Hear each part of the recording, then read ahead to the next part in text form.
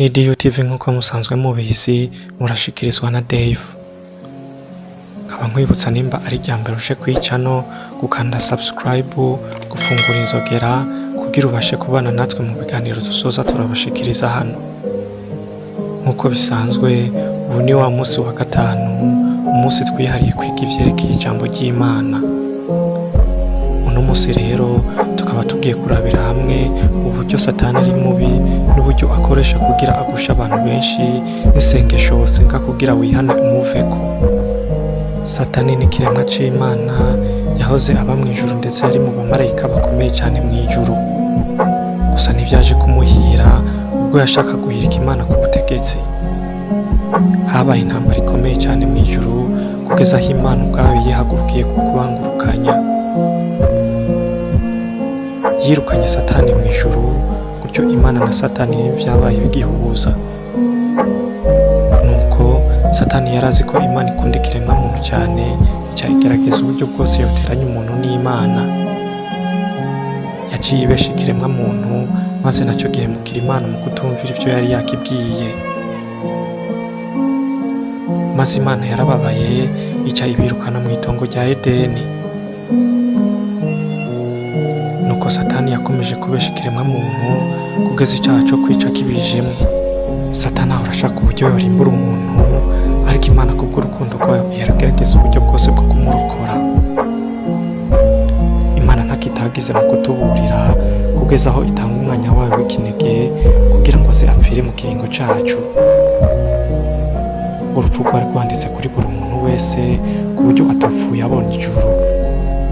Ariko Yesu yaraje ava mu gisingo cacu ngo tuba tubonye agakiza biciye muri urwo rupfu rwa Yesu. Nuko ntimukibaze impamvu Satani yanga abantu. Impamvu nuko abantu bashaka kuja mu ijuru kandi nawe arazi uburyo hamezemwo, arazi ko hari ivyiza vyinshi. Nuko afise ivuwe rikomeye cyane, gutyo bikamutera kubesha abantu no kubatesha inzira yo kuja mu ijuru. Satani azana amagorwa ku bantu ndetse n'ibibasamaza byinshi kugira abantu babishire ku mutima ntibabe bakicitaho ibintu byo kuja mu ijuru. Nk'urugero mu magorwa azana harimo ingwara, ubukene, impfu z'abantu ndetse n'ibintu byose bibabaza abantu. Naho tugiye mu bisamaza, intwaro kirimbuzi yazanye akoresha kandi kimaze kurimbura abantu benshi n'amafaranga. Abantu benshi bazi ko amafaranga ari ikintu ciza ndetse kibafasha mu gukemura ibibazo byabo, ariko kandi burya amafaranga niwo muzi w'ikibi cyose. Amafaranga atuma abantu bicana, baboregwa ndetse bakora ibyaha batari biteze. Gutyo Satani rero akabasha kubakoresha abicishije mu mafaranga. Udakoresha amafaranga mu buryo bubi ugasanga ayarondera mu buryo bw'icaha. Satani kandi afise uburyo abohera abantu mu byaha kandi akabambura icizere cy'uko batazopfa babonye agakiza. Abakoresha ibibi ku manywa na nijoro, yabagize imfungwa ziwe mu buryo bukomeye cyane ku buryo ubu badafise ibyiringiro byo gusubira gukizwa. Ariko Yesu we aracateza ibiganza ku bashaka kumwegera. Ababwira nk'uko vyanditse muri Matayo igice ca 11 ku murongo wa 28 ngo nimuze kuri jewe abarushe n'abaremerewe ndabaruhura. Nk'inama nobagira mushatse mwomuvaho n'umugome Satani, umukoresha mubi ahemba nabi cane. Nta muntu wagira namba ico atangira ubuntu no kurimbura gusa.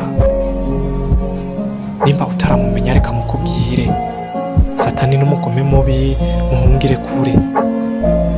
Uwo ateranya abavandimwe bagasubiranamwo, izo ntambara wumva ijya nino niwe Asitera yashutse abagore benshi barahukana, ingwara z'ivyorezo niwe azizana, izo mpanuka nyinshi wumva nta wundi ni Satani. Satani n'umunyamayeri ku rwego ruteye ubwoba ndetse n'Imana ibwayo imwitaze w'ibinyoma. Nuko rero nimba wizerana nanje, senga rino sengesho kugira Satani akugire kure. Vuga uti Data wa twese uhoraho, nje nkugana kuko ari we uhora uhatana kugira mbeho ubuzima bwiza. Ndetse watanze umwana wawe akampfira ku musaraba. ndaje imbere yawe ukomeze kose, ndakwingiza umbabarire ibyo nakosheje byose canke ibimaze kononekara byose. Ndagusaba ungire musha biciye mu maraso y'umwana wawe Yesu Kristo. Ndemeye guheba ibibi byanje byose, ariko ku bwanje sinokwishoboza. Ndaguhamagaye ngo unyobore kandi ubashe kundinda ibya Satani byose. Ndagusaba ngo umpe ubugingo busha kugira mbashe kugukorera atajwi ry'ikibiri nyagiriza mu mutima. Ndakwizeye kandi ndakwihaye, kandi ndizera ko uzonshikana mu bwami bwawe mu ijuru. Byose ndabisaba mu izina ry'umwana wawe Yesu Kristo, amen. Nuko nyuma yo gusenga niwizere ko bikoretse kandi utangure kwiga gukora ibyiza gusa. Nuko rero nkaba ndangije nshimira mwebwe mwese mwafashe akanya ko kunkurikirana, mwari kumwe na Dave Uwikunze. Nimba nawe ufise icyo woshikiriza canke wokongera ko kuri bimvuze, andika ngaho muri commentaire. Murakoze cyane.